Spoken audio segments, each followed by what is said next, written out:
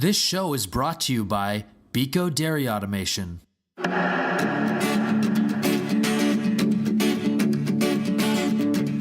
You have tuned in to the Agribusiness Dairyman News Hour magazine, your 1 hour all-dairy connection. We call it the Dairyman's source for new ideas, information, and technology, mixed with a double dose of current market conditions. The what, the why, and the how things influence the amount of money dairy producers receive for their daily milk deliveries. We offer this daily News Hour magazine as a catalyst to make long-term dairy producers sustainable. We invite every dairy producer in America to get their daily dose of what can be done and what they can do to achieve and maintain profitability on their farms. $22 for 36 months is our goal. We advocate there is a way forward. We invite dairy producers to come listen, to learn, and to participate. This is a no complaint zone. We talk solutions. So get out your pen and paper. Here is your host of the Agribusiness Dairyman News Hour magazine, Tom Van Nortwick, owner of Agribusiness Publications, publisher and editor of the Agribusiness Dairyman magazine.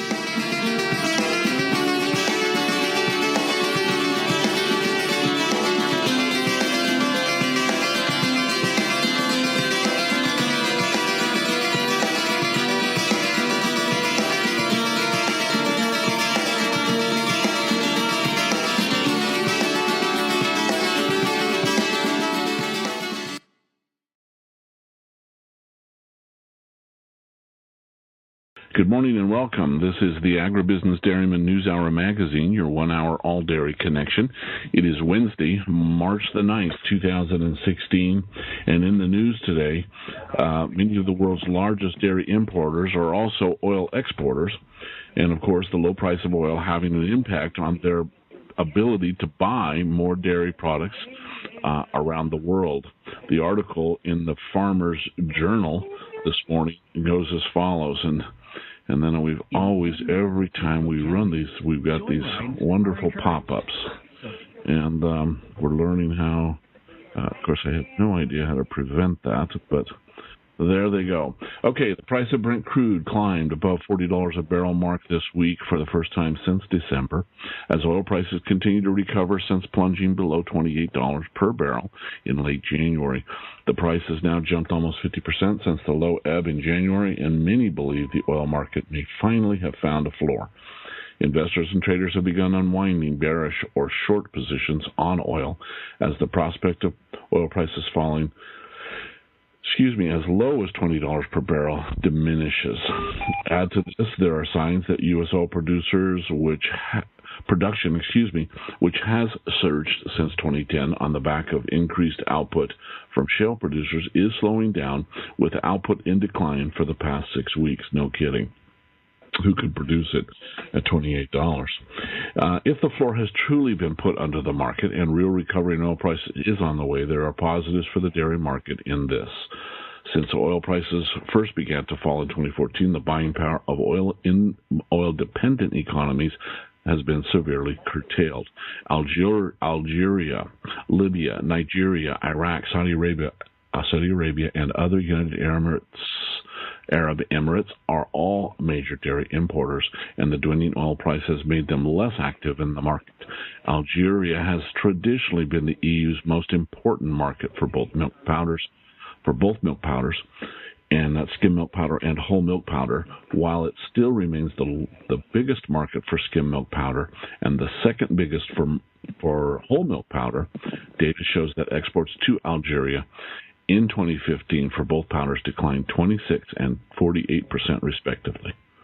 Similarly, exports for both powders to Nigeria, a massive market with a population of more than 180 million people, also fell significantly last year, with skim milk powder exports back 34% and whole milk powder exports back 23%. While some market share was undoubtedly lost in these countries due to more competitive tender pricing from New Zealand and South America exporters, the main reason for the declines is undoubtedly the buying power. And while this article concludes, while $100 per barrel oil still seems a long way off, even the slightest recovery in prices will be welcome in the oil exporting countries.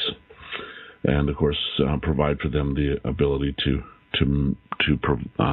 buy more around the world, not just in the dairy marketplace. Okay, other news. The National Milk Producers Federation Board of Directors today endorsed the Trans-Pacific Partnership after its staff at U.S. Dairy Export Council spent the last few months analyzing it. Mulhern has said the agreement will also knock down other trade barriers such as food safety disputes and challenge the growing number of restrictions limiting trade of foods with commonly used names such as Parmesan. At the same time, the National Milk Producers Board said the agreement should not be used as a template for future trade agreements because it does not make significant inroads to increasing U.S. dairy exports. Hello, I'm Eva Strang, Education Coordinator for the Allied Milk Producers. Cereal and milk have always been a mainstay for breakfast, at least since 1882. That's when the first commercially manufactured cereal was made by Henry Perky. It was called shredded wheat, and it's still with us today as one of the most popular cereals. Remember, breakfast is probably the most important meal of the day, and a good breakfast includes nutritious dairy foods like milk on cereal. A good way to start the day. Is your milking equipment holding your dairy back? Are you still milking with 5/8-inch dairy equipment that became popular 35 years ago?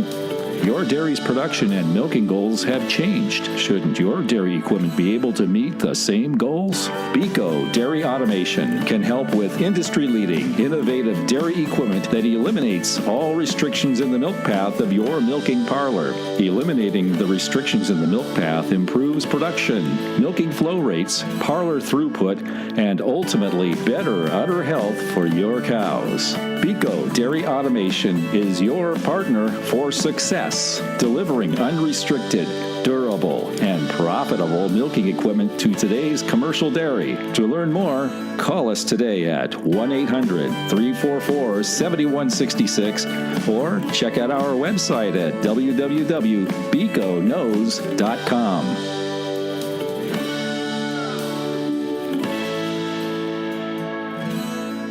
Bet on one by PPT. I think so. 73.75 bid on 2 by DKF, or 3 bid at 70. 74 even bid on 1 PPT.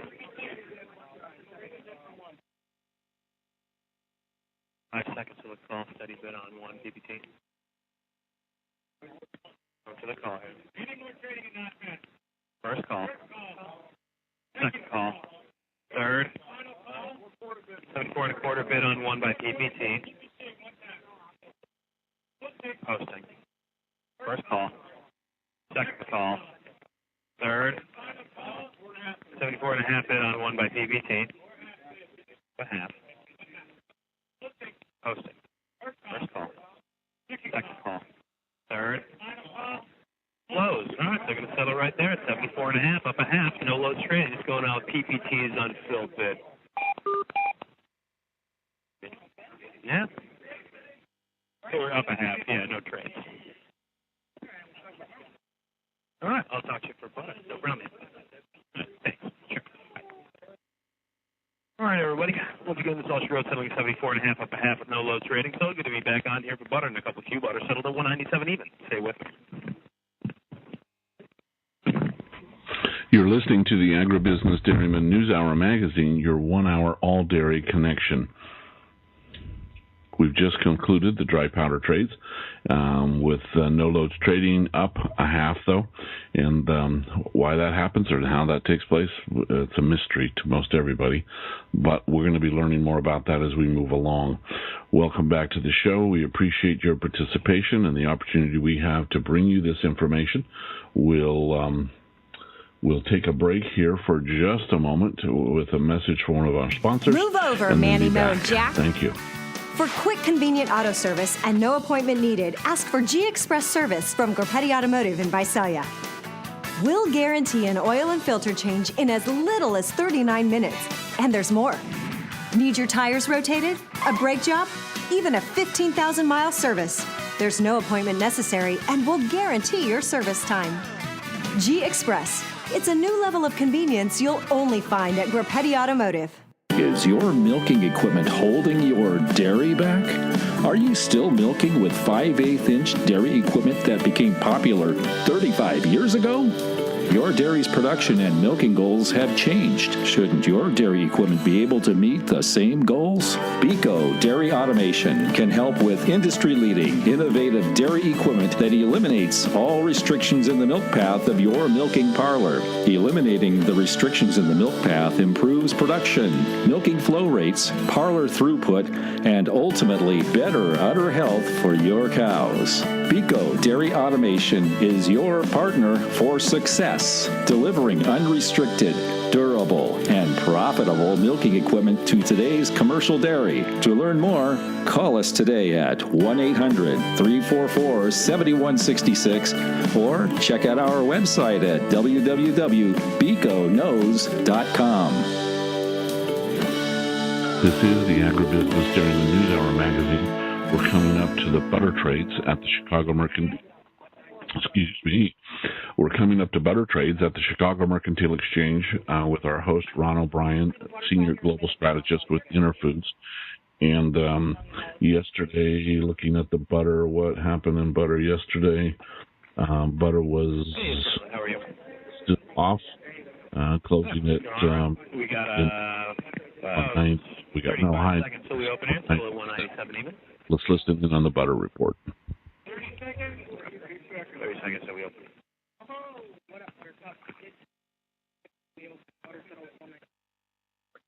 Yeah.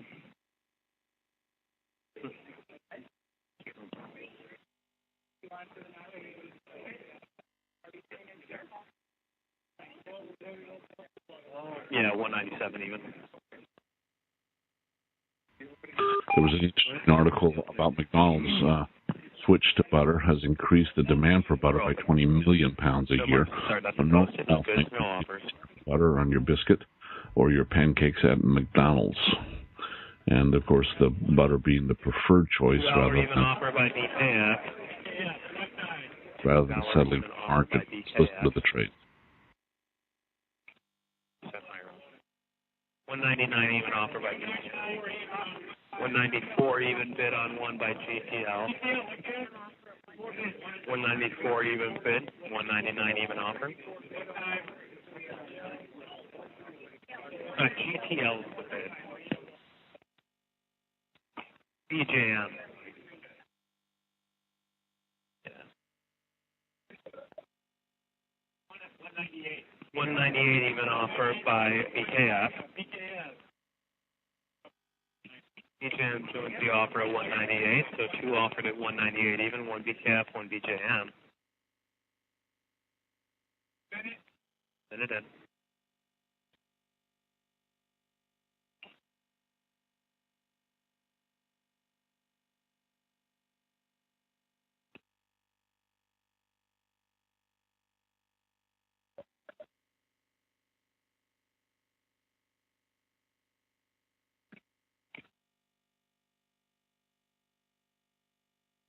All right, 30 seconds to the call here. 194 even bid on one GTL, two loads offer at 198, one BKF, one BJM. 197 even offer by BKF. Steady offer. BJM joins the offer at 197. Two at 197. 5 seconds to the call here. 94 even bid, two offered at 97 even, one BJM, one BKF. 94 and a quarter bid on one by PPT. On to the call. Posting. First call. Second call. Third. 675 offer by BJM. 6.5 offer by BKF. So 94 and a quarter bid by PPT. First call. Second call. Third. 96 and a quarter offer by BJM.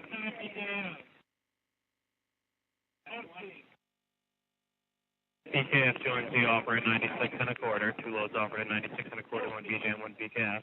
First call. Second call. Third. 196 even offer of 5 BJM. So 94 1/4 bid on 1 PPT. Down a penny. Heavy buys at 196 even from BJM. And she bought the other one from BKF as well.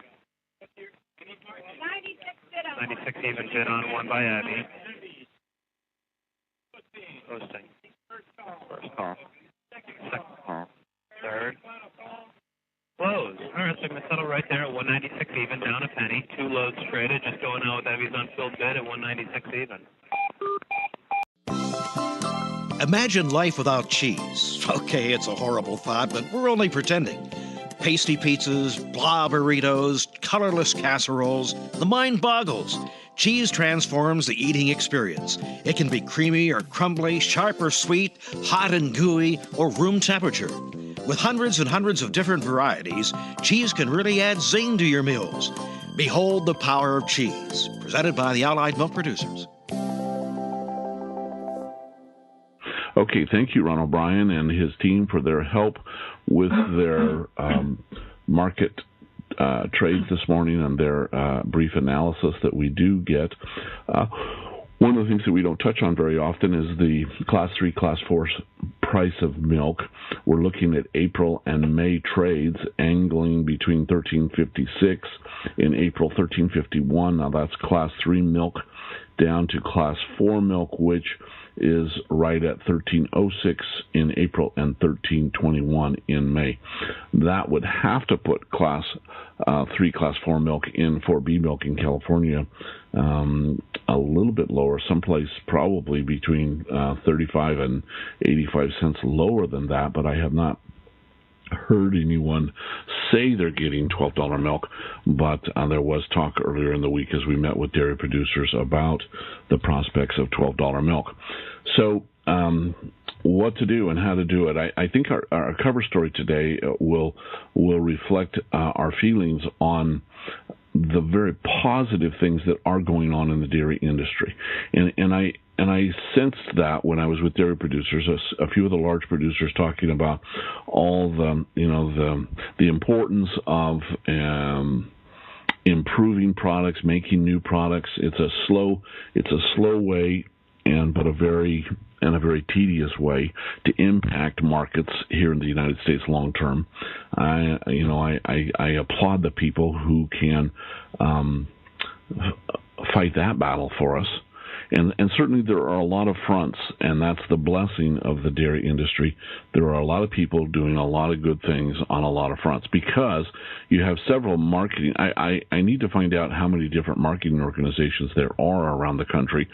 I know there's Mid-Atlantic, and I'm familiar with them. There's Allied. There's the CMAB here, is that right? California Milk Advisory Board here in California, and I'm sure there's somebody in Idaho Milk and New Mexico Milk and on and on and on and on that is working to promote dairy products and the consumption, increased consumption.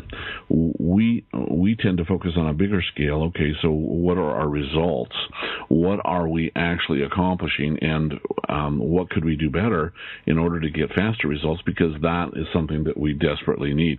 When you have a global market that falls off 50% in 1 year, which ends up being about 8% of national production in the United States from 9.4 million cows, then you've got a real concern about what we're doing on the other side of things to try and find other places for that milk, either improved utilization, which is why we're such strong advocates of fortification of milk. And I have dairy producers here in California tell me all the time, well, we've looked at that, we've tried that, it's not an easy thing to do. Well, you know what?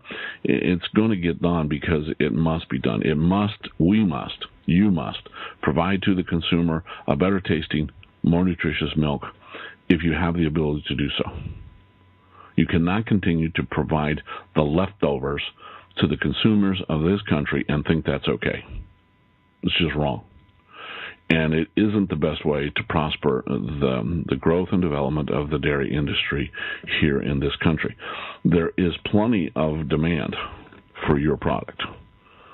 The problem is that we're not doing a very good job of delivering the best we can in every segment, especially fluid. And we wonder why fluid's going down and why Chobani's making inroads with Yoplait and Dannon and all of them in the yogurt fields is because it just simply, they focus on nutrition and taste. And they're doing a great job of providing nutrition and taste, diversity. But, the best part about a glass of milk is it goes with everything. And we don't talk about that very much either. It goes with everything. How about an apple? How about a cupcake? How about a cookie? How about a bowl of milk? A bowl of ice cream. You put milk on your ice cream? You ever tried it? It's wonderful. I'll tell you someday how it was that I came to know milk on ice cream is the best. But milk with your dinner, milk with your breakfast, milk at lunchtime, even a tuna sandwich. How about here's one of my favorites, chicken pot pie, cottage cheese, Fritos, and a glass of milk. Try it. Really great. Marie Callender's makes a wonderful chicken pot pie. When I was in college, Banquet used to make a really great one, and I think they got cheap on us. They forgot. They kind of had the chicken fly over the pots of pie, And but Marie Callender's does an excellent job. KFC, Kentucky Fried Chicken, makes an unbelievable pot pie, chicken pot pie. And there's plenty of it. There's almost too much. The portions are probably too large, but you put a nice serving of cottage cheese there because it's cold and creamy. You have some Fritos. And this is a college thing, is where we started this. And some Fritos and then a big glass of milk, all you can eat. Because it really almost takes 2 glasses of milk by the time you're done, in my world. But I'm the kind of person that, I can tell the difference between great milk. And sometimes you'll get a carton that you just go, oh my goodness, that is the best I've had in a long time. Now, why that happens in whole milk, because I only buy whole milk, I only drink whole milk, I settle for 2% sometimes in a restaurant setting, because the restaurants have gone to the 2%. And that's a huge mistake. And I think over time, the introduction of low-fat, non-fat have contributed greatly to the fact that our children are not big milk drinkers. Now, I don't have that problem. I happen to be involved with scouts and young men of ages 8 to 18 and older. And we only serve whole milk. If they're with me we're on a camping trip, we're going on an outing, we're serving dinner, we're doing a breakfast, don't matter where it's at, what we're doing, we always have whole milk. And then another thing that we like to have a lot on hand is Dairy Goddess chocolate milk. And so, and they'll just drink it all, guys. We were on a project one day with the boys, and I keep an ice chest in the truck of chocolate milk, and in the recent past, and so we're moving somebody, and we go through the morning 2 to 4 hours of moving, and the boys are in and out of the ice chest, and then we get done, and I decide they need to eat lunch, and so we go to eat lunch, and a couple of them just they order something but they can't eat it. And I'm thinking, well, what happened? They don't feel good. What's up with that? And so, and to come to find out, what they had done was, they had drank 11 containers of chocolate milk during the course of the morning. And they were keeping track. They thought it was pretty funny, of course. And you know what? Who cares? Except that I'll tell you, when you do that, and boys can do that, and I can't do 11. Oh, my gosh. Can you imagine 11? And these were single-serving containers, but they're probably, I think they're 6 to 8 ounces anyway. So no small consumption of chocolate milk that morning, but Dairy Goddess chocolate milk is some of the very best. We have 3 really great manufacturers of chocolate milk on dairies here in California. Top of the Morning, Rosa's Brothers Farms. I think it's Rosa Brothers, and it's Rosa's anyway. And Dairy Goddess, Barbara Martin at the Tony Martin Dairy, and they do an excellent job. I'm a big fan of the Belmont Farms recipe, and someday we'll talk more about Belmont Farms when we were younger. It was just the place to stop and get chocolate milk.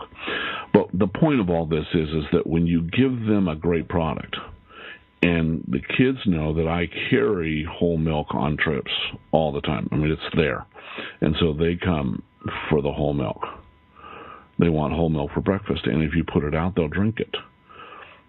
The amazing part about serving a breakfast to the normal group of people, and we've done a lot of that, is that the ratio for orange juice to milk is 2-to-1 at a breakfast, if you ever do this. You need 2 gallons of orange juice for every gallon of milk, unfortunately. Now, I don't drink orange juice with breakfast. I love orange juice, don't get me wrong, but I don't drink it with my breakfast because I don't mix my orange juice and milk. Never. And I prefer milk with everything, but especially breakfast. Pancakes, waffles, biscuits and gravy, bacon and eggs, sausage. We're not eating them all at one time, so don't worry. But it doesn't matter what I have for breakfast. Cereal, hot cereal, cold cereal, milk. And unfortunately, in our country, the number one breakfast drink in America is soda pop. Okay, that's our biggest problem, is everything from soda pop to power drinks and other things that a lot of the generation that is up and running this morning even real close by, they're drinking that power drink stuff, and and I get it, man. I'd like to do, I've already had my Advil this morning. And so, so drugs are good if they're the right kind, and we don't advocate anything but the right kind. But the best thing would be better nutrition. That's what we all need. We need our portions. I'm a portions problem in my world. When I like it, and I just like it. And so my portion, it's my only problem. It's not how often I'm eating. It's not what I'm eating so much now, because I'm getting better about what I eat, but it is certainly the portions that are killing me. And so I've got that I'm working on. But the point we make is that I think the greatest impact we could have, just like they've done. I mean, what happened to yogurt and the transformation that has taken place in the last 4 to 5 years in yogurt, brought on by Chobani, and Chobani did wake everything up. And congratulations to him. I can't wait to meet him someday. I have never met the man. I've read his stuff. I've listened to him. I've seen him give lectures, online, never in person, but because I would want to meet him. And but what he has done for yogurt is, he's changed. He's a game changer, and it caused everyone else to wake up and smell the roses. But you know what?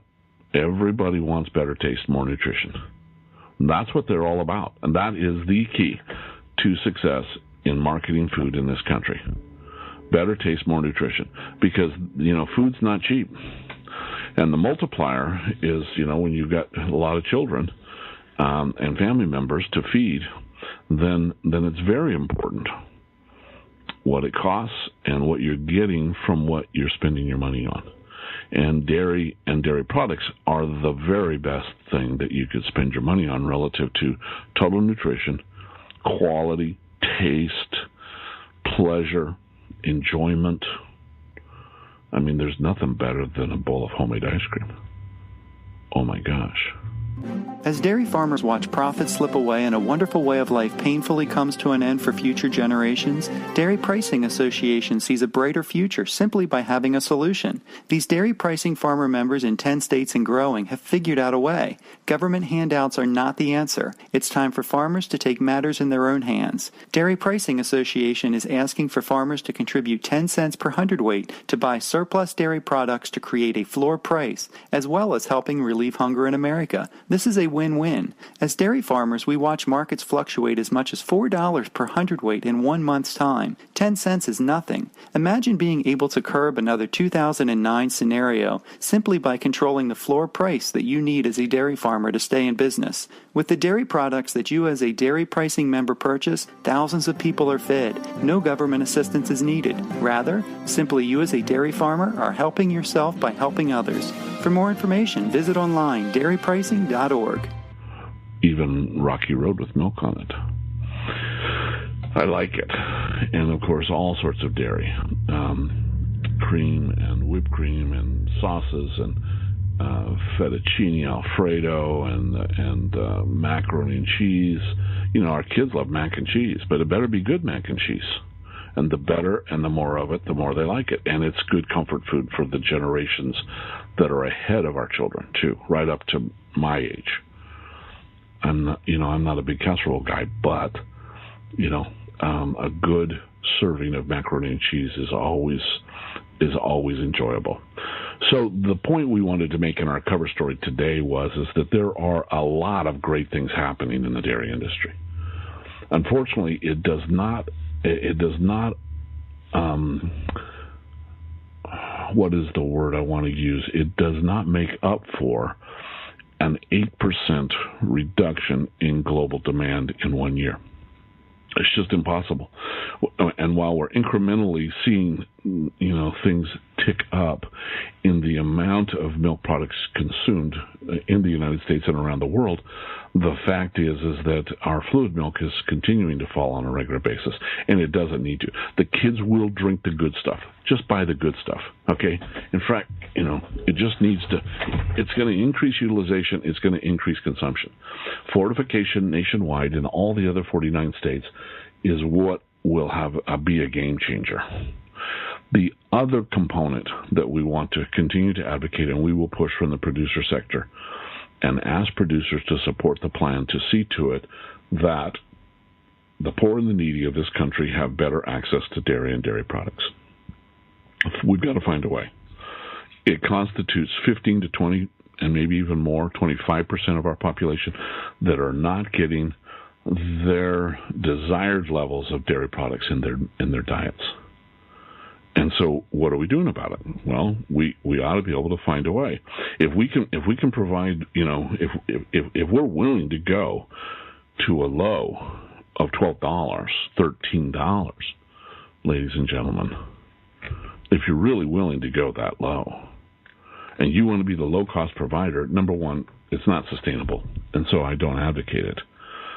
But there are steps we can take to increase the availability of milk and milk products, dairy products, in the dietary planning and feeding of 25% of our population that would like to have dairy, that would love to have more dairy, and in fact we need to get more dairy into their diets because they will not always be in the food line.